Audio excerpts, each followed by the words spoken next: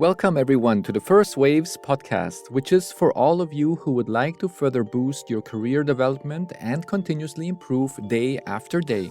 If you want to bring even more value for your company, bet on yourself and have a great career in the corporate world, then this podcast is for you. This episode is sponsored by Wave Business Excellence Footprint, an environmentally friendly online training company that cares about your personal development. If you want to find the best courses that will help you in your career development, then please check my website www.wave-bef.com, where you will find 22 digital courses. 7 of those are for managers and 15 are for non-managers. This is a section on the website called Training for Employees, where you will find everything from short digital courses to certification programs. In case you're already a certified green belt, black belt, and even a master black belt, then we have other interesting topics for you. If you do not have a Lean Six Sigma certification yet, then we recommend taking a look at the certification programs, which will serve as a good basis. The best part is that you or your company do not need to invest money to travel to where I am, as you can participate from anywhere in the world. Today's episode is all about how you can become more resilient and successful in the corporate world when you simply optimize your breathing. I am thrilled to introduce you to my amazing guest, Fleur Conway, who is from England and lives in Spain. Over the years, she has gained much knowledge and experience in many areas of health and well-being. She is a Buteyko method breathing instructor, Oxygen Advantage Advanced instructor, a low-pressure fitness trainer, an emotional coach, and a Bach flower therapist. Overall, Fleur's aim is to help us find our balance in all aspects of our life by focusing on breath, body, mind, and soul using easy and accessible tools. I am thrilled to introduce you to this amazing guest, Fleur. Hello, Fleur, and welcome to the podcast First Waves. It's so great to have you here. Thank you for asking me back. I'm extremely grateful to be here again. Let's go ahead.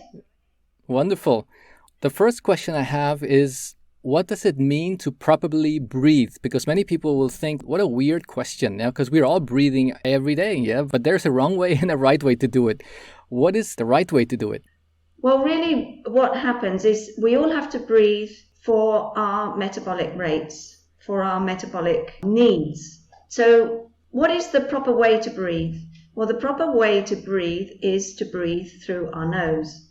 And this is something that a lot of people get confused about because they don't quite understand that our mouth is for eating, for laughing, for speaking, for kissing, for drinking, and our nose is for breathing. We also smell through our nose. But there's a lot of people that create bad habits and they start breathing through their mouth. There are also people that might be listening as well, and they might be saying, well, when I'm out jogging, I breathe through my mouth. So yes, we can use our mouth at certain points in time. For instance, when our needs are much stronger and we need a bigger intake of air. Or, for instance, if we're going to do an exercise where we want more of an implication of our abdominal muscles, so then we can use our mouth. But for our habitual breathing and for a functional breathing pattern, we want to be breathing through our nose. And we also want the flow of our breath to be adequate for our metabolic needs. And this is something that we tend to do, is that we breathe too hard, too fast. So we take in too much air, or the flow is too strong. So really, to answer your question, we want to be breathing through our nose, and we want our breath to be light, to be slow, and to be deep. And to be deep, that means air comes in through our nose and goes down to the lower lobes of our lungs, where we have a good implication, a good movement of our diaphragm. Okay, so then one should not feel ashamed when one is doing the breathing and the belly just raises. So that's actually wanted in the proper breathing, right? Yeah, we don't want our belly to be moving out really strongly. We also want our ribs to be opening and closing. Okay, it's not going to be where we're going to do really wide movement of our ribs. It's more of like a 3D movement. So there's a slightly opening to the front, opening to the back, and opening to the sides. But because the diaphragm is like say like a jellyfish, okay, so it has that sort of like jellyfish movement as well. So when we breathe in, the diaphragm comes down, it flattens out a little bit and it comes down. So then it will be pushing more pressure into the abdominal cavity, and that's why we also have that slight movement of our abdomen moving out. Okay. And then the abdominal muscles help the abdomen to push in, to bring up the diaphragm once again, to push the air out of the lungs. So yes, there should be some movement. Perfect. And for those listeners who are not yet so good on knowing all the different parts of the body, could you explain a bit where's the diaphragm? Because some people, I think, maybe are not exactly aware of where the diaphragm is and what is the function of the diaphragm. Well, the diaphragm is the muscle that lies in between the abdominal cavity and the thorax cavity. So it just lies in our rib cage, at the lower end of our rib cage. So if one wants to feel the rib cage, you can feel the lower ribs, and just in there, the diaphragm lies. And the diaphragm is also attached to the spine. So the diaphragm actually has quite a few functions. One, it is our main breathing muscle, but it also has an implication in our posture. Wow. So it is also a postural muscle. And also from the movement, it has a pump action on our digestive system. So it helps with our digestion, because when we're breathing in and breathing out, the diaphragm is moving like a jellyfish. So it's also having that pump action. It's helping with the lymphatic drainage and also with the blood circulation and with the digestive motility of the intestines. That's amazing. So actually now I'm putting some dots together. When we breathe properly and use the diaphragm how it's supposed to be used, then it has so many other benefits for our health and for our body. Yes. And, for our posture, what happens as well is that when somebody's not breathing properly, the diaphragm can get stuck, or it can be stiff because it's a muscle. So if it's stiff, it's going to be giving us pain as well in the lower back area. And also our posture might be compromised. So this is why it is important to have a good posture and also to have a good breathing pattern. Yeah. What happens when we're very emotional or we're very anxious? Our breathing changes. Yeah. But sometimes we feel like, within our tummy, we feel some tightness. And it's not only in our tummy, but it can be our diaphragm. Our diaphragm clenches. Oh. So if we're not aware of our emotions and the way we're breathing, then that tension can stay in the diaphragm. So that could also explain why some people, when they're nervous, they cannot catch a deeper breath, that they just feel like they want to get some air, but they just do not feel that they can really go deeper into their lungs, and they just have a very short and shallow breathing. Yeah, it can be because of the diaphragm is already contracted, so it's tense, so it can't move properly. What happens when we've got a muscle that's contracted? It doesn't move properly, so it can't relax. So this is what happens. When it can't relax, it can't come back up to its resting position. When it doesn't come up to its resting position, there's still like air in the lungs, so they can't get more air in because there's stagnant air in the lungs. When people get nervous, there's also that implication of the nervous system, the autonomic nervous system. So sometimes, we can go into that either a hyperventilation pattern or a pattern of where we hold our breath, we freeze. So it depends on what the person's doing. And as many of us probably lost, I would say, sensitivity on really using our diaphragm properly, are there actually some exercises that one can do to start exercising the diaphragm so that you can have full range of motion and that you can subconsciously really then use it and not just use it for those few minutes when you're thinking about it, but to really make it like a constant throughout the day so it's your new default state, the way how you use your diaphragm? Well, to relax the diaphragm, I show a lot of people how to do self-massage. So basically, you feel where your ribs are because your diaphragm is lying just underneath the rib cage. So basically what you do is you're feeling around the rib cage on either side. So I would just feel underneath the rib cage and feel for any tension. and I would go on either side. So on the right side, we have the liver. And sometimes when there's stagnant liver or whatever, there can be a little bit of pain or it's uncomfortable. So one has to go slowly. And then on our left side, we have the stomach. Mm-hmm. So if we've just eaten, we have to be careful because otherwise we'll be pushing on the food. So to do this exercise either when we first got up in the morning or before we have breakfast or later on in the day. So just to run the hands down the rib cage and then slowly move our hands further in underneath the rib cage. And here we'll be touching the fascia of the diaphragm. So we will be releasing tension. If we find a spot that's very sensitive or that's very painful, then we can either release a little bit of tension or we can just hold the tension there with our fingers until that area releases. And if we do this every day, we can do it in the morning when we wake up, before we get out of bed. If we've had a good night's sleep, we should feel nice and relaxed. And so we're just lying there. We just place our hands just by our ribs and then just slowly go underneath our ribs. We don't have to do it hard, just slowly and little by little. And there's also another exercise that we can do. And all we have to do is we naturally inhale and exhale through our nose. And then without taking any air, we pinch our nose closed and then we take a false inhale in. So it's like we want to breathe in. And when we do that, our diaphragm will move. And so here, what we're doing is we're moving the diaphragm. So that also helps release tension. Wow, that's interesting. It just reminded me of some device I've seen some people use in the hospitals when after an operation that they have to somehow inhale into a tube and then there are like 4 little balls that go up, and then you just have to like practice to have the strength to be able to inhale so that those 3 little or 4 little balls go up to that device. Is that also doing something for the diaphragm or is that something totally different? Yeah, but that is more aimed at the actual lungs. Okay. To get the lungs moving, because the lungs, they're a little bit like sponges actually. Yeah. When the lungs aren't used, when they're out of a body, they will literally shrink and shrivel. But if you blew air into them, they would go and they would expand.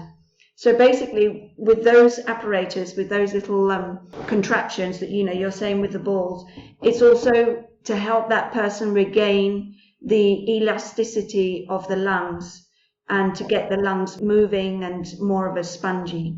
But I mean, it also, obviously, it does have an effect on the diaphragm because the diaphragm is the main breathing muscle. Exactly.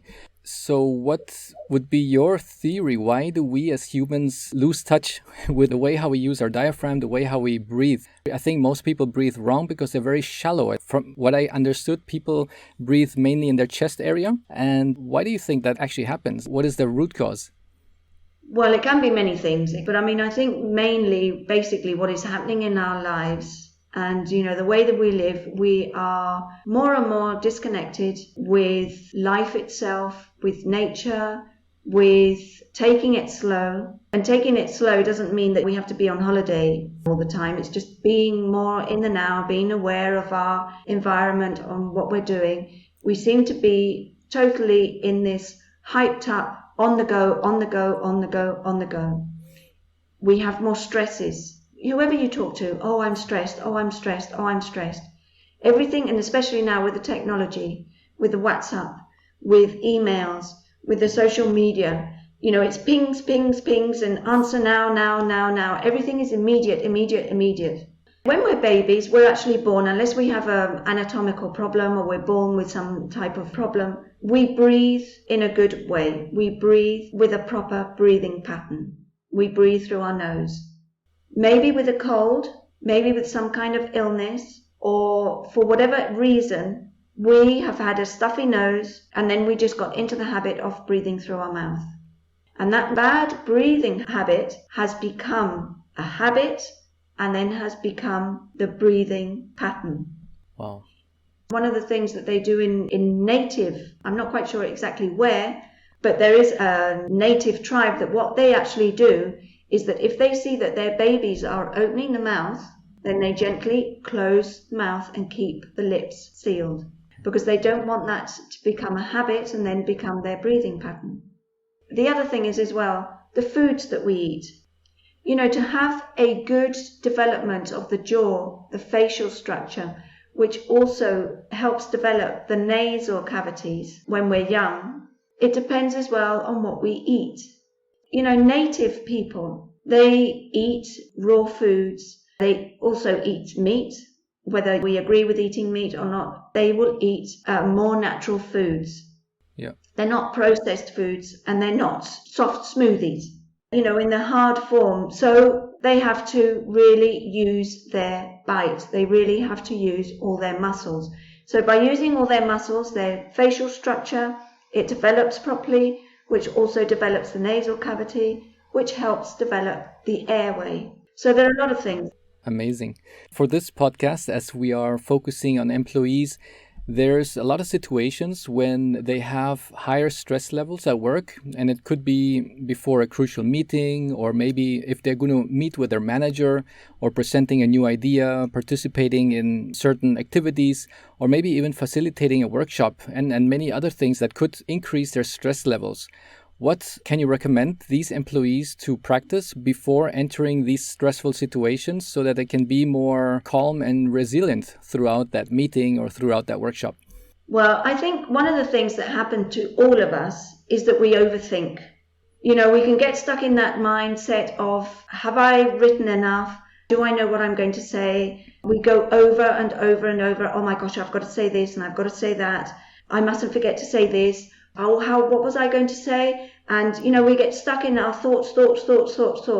Whereas if we come into the now and we come into the moment, because the thing is as well, with situations, we can, unless we're in that situation, we don't know how everything's going to develop. So we can prepare, but it gets to a point that we've done our preparation. And then we just have to sort of like sit back and say, okay, now I'm going to come into the now. I'm going to calm myself. I'm going to calm my mind. So instead of thinking, oh, I mustn't forget this, I mustn't forget that, I have my mind in the now, I'm calm. And then when I go into that presentation, I will have all the information because I've prepared. I will have all that information in my mind. But when I'm in that situation, I'll know what to do, what to say, when to say it, and how to say it. But if I'm continuously still in that preparation mode, when I get into that moment, I won't be able to access it. Yeah. So what can we do? Come into the now. How can we come into the now? We can take a walk out in nature. We can connect to our breath. We can connect to our body. So that means sitting in a quiet place, taking a moment away from everybody and just calming our mind and focusing on our body or on our breath, or sitting out in the garden or on a bench and listening to the birds, looking at the trees, just coming into the now. But there's also a breathing exercise that we can do. Well, there's various breathing exercises that can be done. But with the breathing exercise, it always depends as well what the basic breathing pattern is of that person. So if the basic breathing pattern of that person is very dysfunctional, they will be able to do these breathing exercises, but their body will always, mind will also always go back into that pattern once again. Yeah. So there's an exercise which is called the box breathing. So basically what it is, it's like drawing a box. So we would inhale for say like 4 seconds, hold for 4 seconds, breathe out for 4 seconds, and then hold for 4 seconds. Then breathe in for 4 seconds, hold for 4 seconds, out for 4 seconds, and hold for 4 seconds. Now what this does, it balances the autonomic nervous system. So when we inhale, what we're doing is we are activating the autonomic nervous system, so we are alert. And then when we're doing the exhale, we are bringing the parasympathetic nervous system back into action to bring us back into the relaxation. So this is a balancing exercise, but it depends. If that person is extremely hyped up, this might not be enough. But if we can come from that balanced state, from that being in the now, this could be a quick exercise. This, for instance, is an exercise that a lot of the Navy SEALs and the first responders use. Yeah. You know, when they're driving along in their fire brigade or they're going to do a raid or whatever, they will access into this breathing pattern. Wow, that's really interesting. And to verify if we're going to practice this correctly, when I breathe in those 4 seconds, is my goal also to fill in the lungs to their fullest capacity, or just like 80% of my lung capacity? What is the recommendation? Really, it's to where you feel comfortable. Okay. Again, we don't have to think, oh, we've got to fill our lungs to the full, because it's not an exercise to fill the lungs. Because again, taking big breaths doesn't mean that we are going to have more oxygen to the brain. So it's not a question of taking a big breath. Taking a big breath is not the same as taking a deep breath. Taking a deep breath is when we're taking the air down to the lower lobes. If you try and take a big breath now, how would you do it? Probably through the mouth, which is wrong. Right, and what else has happened? You came up with the upper chest. True, that's the first thing. When we take a big breath, we have to do it through our mouth to be able to take that big breath. And what we're doing is we're actually doing it with our upper chest. So when we're taking it with our upper chest, we have a certain amount between our mouth area, our throat area, and, you know, where the lungs start. That is dead space.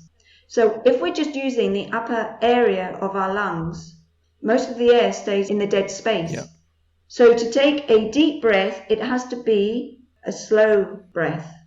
Okay. I was doing a lot of wrong breathing in the past, and that was probably the reason why when I was giving presentations that sometimes my vocal cords would not keep up very long throughout the presentations because I was not doing the right breathing, and I was probably very shallow breathing. Yeah, so it was not optimal, first of all, for my nervous system, and second of all, for the vocal cords. That's another thing. So if somebody's going to have to give a big presentation or spend a lot of time over Zoom or teaching, etc., yes, they have to be careful of their vocal cords. How they breathe is going to affect their vocal area, but also it is important for that person to make pauses. Yeah. To make pauses, to close the mouth, and to breathe through the nose. Because when you're talking, you do use your mouth. So a lot of the breathing does become through the mouth. That's why it is important to do the pauses and to breathe through the nose. Okay. And also that when we're taking the air in, to make the air smooth. So then we're not creating all this pressure around the throat. Okay. And one final question on the box breathing. When I exhale, it's probably the same principle as with the inhale. So we should not try to inhale as much air as possible, as well as not exhale as much as possible. It's just to do constant, comfortable breathing, natural breathing, yeah. It's just natural breathing, but what you do is that you inhale, hold, exhale, hold. And it's called box because you do the same amount of seconds.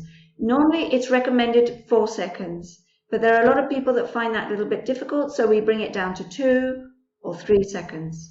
Yeah. And if we have employees who are now into that conversation with their manager, or they're in this stressful meeting at work and they realize that their stress levels are increasing, would they then think about that box breathing as well, or would there be another technique that one could apply? Well, really what we can do is that, say we're in front of somebody and there's a situation that's not going quite right, but we want to keep calm. You know, we don't want to make things worse. We don't want to take the conversation to make it go out of tune, or we don't want to get irritated or whatever. We can actually bring our attention to our breathing. When we're bringing our attention to our breathing, what we can do then is that we can breathe in for 4 and exhale for 6. Okay. Or breathe in for 3 and exhale for 5. Or breathe in for 2 and exhale for 4. It's always important to have the exhale at least 1.5 times longer than the inhale, because that is what will bring us into that parasympathetic mode. That's what will bring us into that relaxation mode. So when we're getting into that stressful situation, if we bring our attention onto our breathing, even though that other person is going on at us, or, you know, there's tension, we can bring our attention to our breathing. We can make our exhalations longer, And so what that's going to do, it's going to bring us back into that relaxed mode. So we're going to bring that balance once again into our autonomic nervous system. So then we will be able to carry on with that situation, but from balance. Okay. Without reacting. That explains a lot. When I was interviewing a yoga teacher a couple episodes back, what is very interesting is that we did that conversation live. So she was here in the recording studio and the microphone was very close to her mouth, so that when we were doing the editing, you can actually hear the person breathing, and that's you can actually eliminate from the recording. But what I noticed that she is a yoga teacher, she was doing exactly what you just mentioned. When I was speaking, she was breathing in, felt like about 4 seconds breathing in, but she made a very long exhale. And she was doing that regularly throughout the conversation when I was speaking. Then she was doing that breathing technique, probably focusing on her breathing to keep that nice, calm atmosphere. And she just does not get herself nervous or too anxious throughout the conversation. Yeah. It's focusing on the exhalation, because the exhalation is what's going to bring you into that relaxed mode. But we really shouldn't be hearing anybody breathing. Okay. So when you can hear somebody breathing, their breathing is too hard. Again, when you asked me the other time, how should our breathing be? Our breathing also should be silent. Okay. If we heard an animal breathing heavy, we're not going to think of a dog, because a dog, when they're panting, they're normally regulating their temperature. But if, let's say, a cat or a cow or a horse, if you heard them breathing heavily, what would you think? As a person, I don't know much about animals because I was not around a horse so often before, but I would probably be a little bit scared. Okay, you probably think, what is wrong with that animal? Yeah. There's something wrong with it. I shouldn't really be hearing it breathing. I would probably be a bit scared because I would think that the animal is feeling stressed out. And I was thinking, maybe if the animal is stressed, I better keep the distance because I don't want to make it more stressed.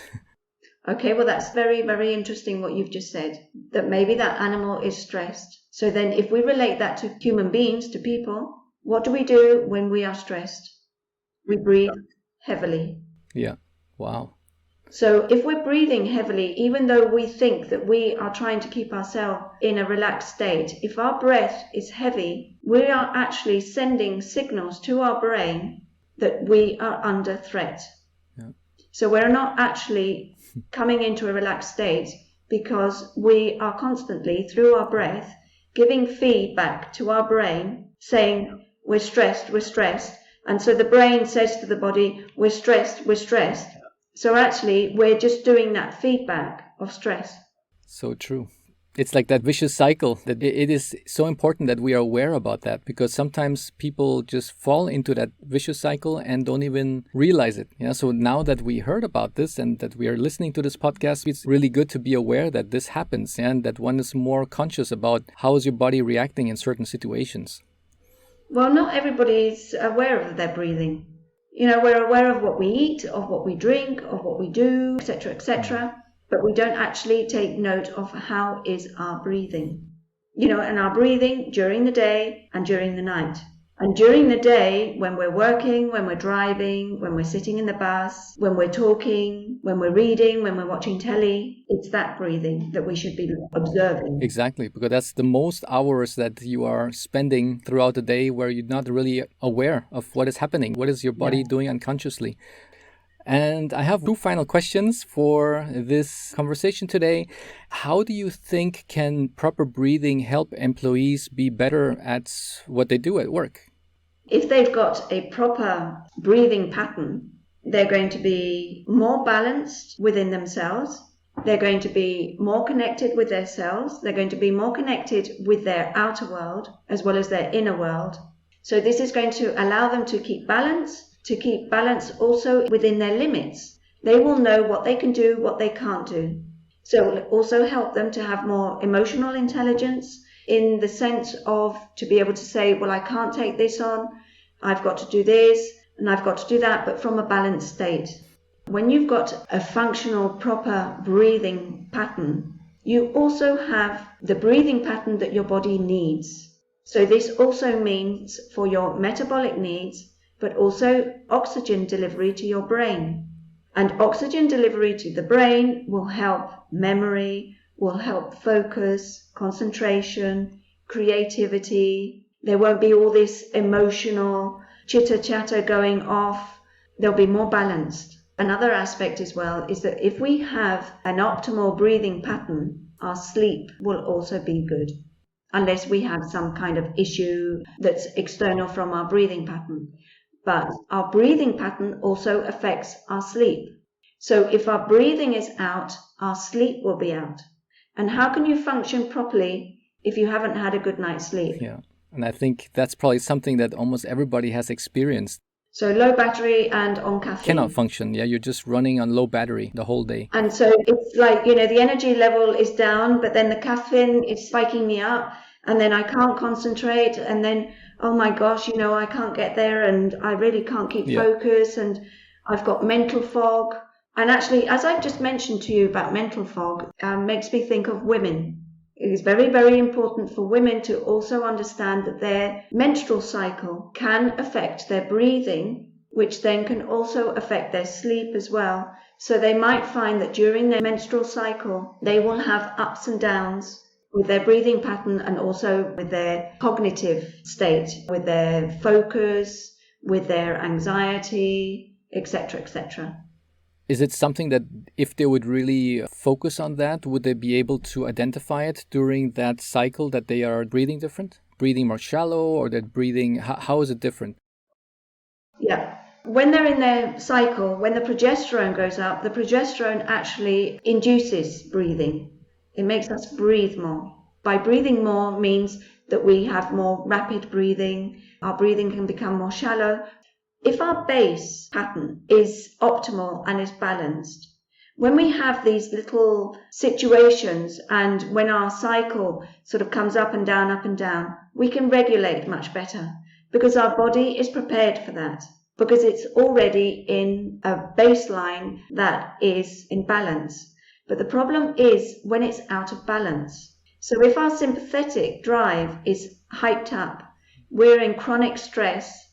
When we have our hormonal cycle, which makes us breathe faster when our progesterone is higher, then this stress level is going to spike up even more. Wow. That's why it's so important to have that functional baseline. So interesting. That's really amazing. That's something that I've never heard about before. And that's why it's so important that also that the listeners know about this, what breathing can affect on their performance at work and also in anything else that we're doing throughout the day that requires our concentration. Just like a spiral. Yeah, either you have a spiral where you're always making things better because you're breathing better, you're sleeping better, you're feeling better, or you have the opposite spiral where you're just not breathing well and then you're not sleeping well and then you're having a bad day at work and like this is just spirals all the way back down. Yeah. So that's therefore so important that we think about the topic breathing and to do it properly.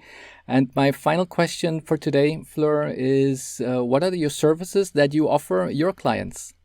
Basically, what I do is I help people to have that balanced baseline. So I work one-to-ones, I do consultations, I do group sessions, I also work with children, and I also work with women who are going through the menopause, because that's the other time as well when we can have the hormonal fluctuations. That also affects our breathing and also affects our stress levels, emotional, etc., etc. Perfect. Excellent. And I also do a lot of educational podcasts, webinars in the education. From what I've also seen, you have a lot of topics that one can go deeper into different rabbit holes, and you can definitely help them in those topics as well. It was a great pleasure having you here in this podcast today. Thanks a lot, Fleur. All the links to how to contact Fleur, like the website and all the other contacts through social media, I will be putting it into the show notes. So thanks for being there, Fleur, and I hope to see you soon again. Thank you very much. Thank you. See you soon. See you soon. Bye-bye. Bye-bye. This was a lovely and eye-opening conversation. I hope this episode with Fleur has made you curious about the way you breathe and how it influences your overall performance at work. In the show notes, you will find all the links on where to find and contact her. Before you listen or do anything else right now, I encourage you to pause for a moment, reflect on what was discussed, and choose at least one action point out of this episode and try it out. Feel free to let me know how it went through any of my social media channels or email. These links you will also find in the show notes. Your feedback is important to my team and me so we can continuously improve the value we deliver as we want to give you the most from each episode. Please rate, subscribe, and send in your comments and share with those who you think could profit from this episode. It's very much appreciated and I'm grateful for your messages. I am also a work in progress and I strive to do things better every day. This podcast is sponsored by Wave Business Excellence Footprint, where we believe that investing in yourself is the best investment you can make. On the website www.wave-bef.com, you will find a total of 22 courses. 7 of those are designed for managers and 15 courses are designed for employees who strive to become the leaders of tomorrow. If you do not have a Lean Six Sigma certification, then you will find an outstanding certification program with Wave. In case you already have a certification, then we have other courses that will further enhance your skills. On the website, take a look under the tab called Courses for Employees to see what course resonates with you. All of these courses are designed to take you to the next career development level. Thank you, stay tuned, and see you in the next episode.